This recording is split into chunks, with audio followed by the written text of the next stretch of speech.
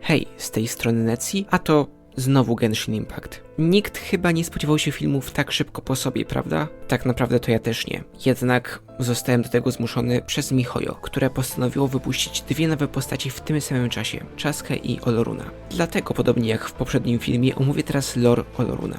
A i jeszcze jedno, mówię Olorun, a nie Ororon, ponieważ nie chcę sobie łamać języka, plus tak brzmi jego imię w wersji chińskiej i koreańskiej. Przed wyjściem wersji 5.2 wiedzieliśmy o Olorunie tyle, że został porzucony będąc dzieckiem i przygarnęli go do siebie mistrzowie Nocnego Wiatru. Tam zdali sobie sprawę, że ma on w sobie roztrzaskaną duszę, więc postanowili poświęcić go dla rytuału mającego naprawić Leyliny w Netlanie. Rytuał się jednak nie powiódł, a Olorun przeżył. Następne lata spędził wraz z Citlali i Ifą, a gdy dorósł, wniósł się poza wioskę, by móc spokojnie uprawiać warzywa, z którymi codziennie przy okazji rozmawia, i hodować mszyce. Podczas Archon Questu postanowił pomóc kapitano, ponieważ uznał, że w ten sposób udało mu się odpłacić Natlanowi za to, że w dzieciństwie nie udało się przeprowadzić rytuału naprawiającego Leyliny. Kiedy mamy to już z głowy, przejdźmy do opisów z bio Oloruna. Lore Oloruna rozpoczyna się opisem samego plemienia Mistrzów Nocnego Wiatru. Są oni tajemniczy i dosyć rzadko opuszczają obszar plemienia. Olorun jest jednak inny. Dosyć często wychodzi z swojego domu, jednak nie dlatego, że lubi przebywać w tłumie, a przez to, że lubi eksplorację i można go znaleźć na ścieżkach, na które wielu nie odważyłoby się pójść. Olorun znany jest też z tego, że konwersacja z nim jest dosyć ciężka i dosyć trudno jest nadążać za jego myślami. Nie ma on jednak zamiaru utrudniać nikomu życia i to, co robi, nie ma tak naprawdę jakiegoś skomplikowanego wytłumaczenia. Olorun zawsze wymyśla imiona dla wszystkich rzeczy wokół niego. Nieważne, czy jest to byt ożywiony, czy nie. Olorun też nie trzyma się jakoś ściśle wymyślonych przez siebie imion. Zmienia je jednak tylko w momencie, gdy sama ta rzecz przyjdzie jakąś szczególną transformację. Nie spędza on jednak dużo czasu na wymyślaniu ich. Robi to tylko i wyłącznie po to, by mógł się łatwiej do nich odnosić. Sam natomiast nie wie, jakie znaczenie ma jego imię. Miało ono być napisane na części materiału, którym był przykryty, gdy go znaleziono, ale zastanawia się, czy to nie Citlali się pomyliła, próbując rozszyfrować napis. Wie natomiast, że nigdy jej o swoich spekulacjach nie powie. Dla Oloruna wszyscy w plemieniu są też mili. Po pierwsze, Olorun został znaleziony jako niemowlę. To pierwsza przyczyna sympatii wobec niego. Po drugie, Oloruna nie da się zbytnio nie lubić. Jest on dobrze wychowany przez większość czasu, zwykle szczery, cichy i rozsądny. Dodatkowo samemu nauczył się hodować mszyce i warzywa. Po trzecie, mieszkańcy wioski w dzieciństwie próbowali poświęcić Oloruna, więc teraz przygniata ich poczucie winy. On nie ma im tego jednak za złe i też poniekąd jest smutny, że rytuał ten się nie powiódł. Relacje międzyludzkie są dla Oloruna dosyć ciężkim tematem. Rozmawiał o tym kiedyś z Ifą i ten powiedział mu, by zamiast spędzać czas próbując odkryć motywacje ludzkie, lepiej zwracać uwagę na ich same akcje. Ifa zaczął wtedy mówić, że o wiele lepiej jest mu być weterynarzem niż lekarzem, ponieważ inaczej jego życie byłoby o wiele bardziej skomplikowane. Myśli Oloruna jednak przez cały ten czas poleciały gdzieś zupełnie indziej i zaczął rozmyślać nad tym, czy ze swoim stanem, to jest roztrzaskaną duszą i uszami nie przypominającymi te ludzkie, w razie choroby powinien pójść do lekarza czy weterynarza. Gdy spytał się o to Ifę, ten spojrzał się na niego i zdał sobie sprawę, że przez cały ten czas Olorun go nie słuchał.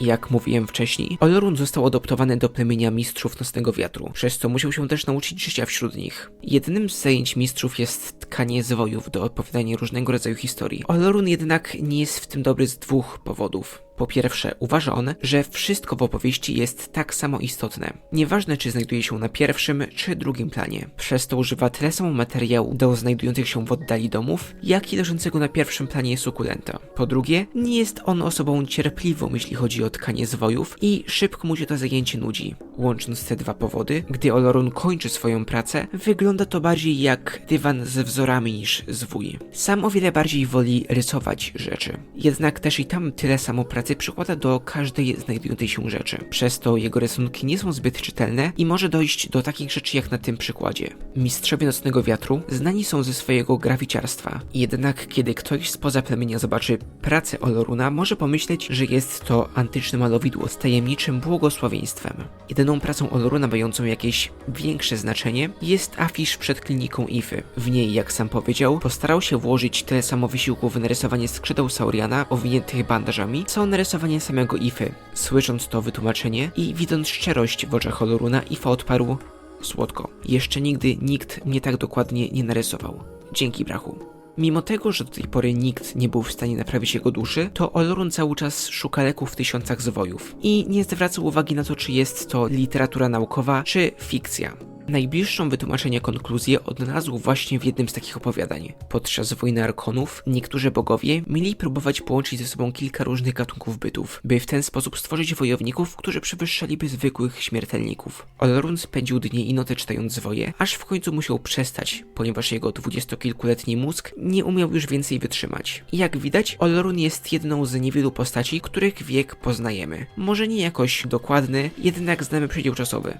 Następnie dostajemy opis fragmentu z jego życia, gdy współpracował z Fatui. O tym opowiem krótko. Podczas jednej nocy prawie się upił ognistą wodą, czyli wódką, i kapitano musiał zabierać mu szklankę. Będąc pod wpływem, Olorun zaczął patrzeć w niebo i widząc, że gwiazdy zaczęły mu się przed oczami zlewać w jedną całość, nazwał ten fenomen mgła astralna. Później, kiedy poprosił jednego z Fatui o przepis na ognistą wodę, nowo nabyty trunek nazywał właśnie mgła astralna. Uważa on też, że zwierzęta są o wiele bardziej umiejętne od ludzi. Według niego muszą one znać wiele różnych języków, by móc komunikować się między różnymi gatunkami. Tak samo w przeciwieństwie do ludzi, same musiały się nauczyć żyć, a nie dostały wszystkiego od swoich poprzedników. Interesuje go przy tym Ahau, który nie jest w stanie samemu przeżyć bez ludzi i zastanawia się, czy kropki na okularach to jego oczy. Zaprezentowana jest nam także inna historia z życia Oloruna. Miał on po sobie 3 dosyć dziwne sny. W pierwszym znajdował się w ciemnej, zimnej jaskini, w której żyła czarna mgła. Z góry skopywała na niego klejąca w dotyku woda. Gdy się obudził, nie był do końca pewien, co ten sen oznacza, jednak było mu zimno, więc na kolejną noc przykrył się kołdrą z wełny alpaki.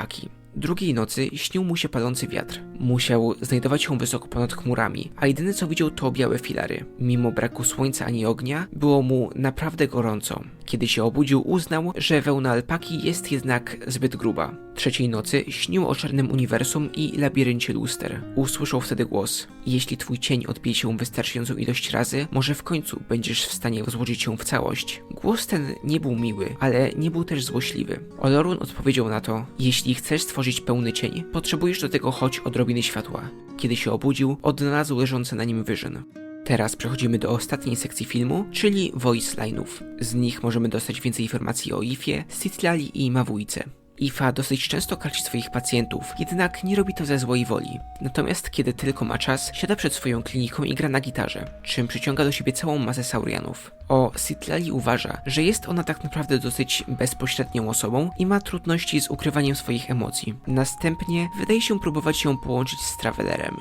Natomiast zanim spotkał Mawujkę, to myślał, że jest ona silna. Jednak już gdy to się stało, zmienił o niej zdanie. Jest silna. Podczas zwycięskiej uczty miał też zobaczyć, jak zajada się tylko liściastymi warzywami, a gdy się nią o to zapytał, to powiedziała mu, że ma ścisłą dietę.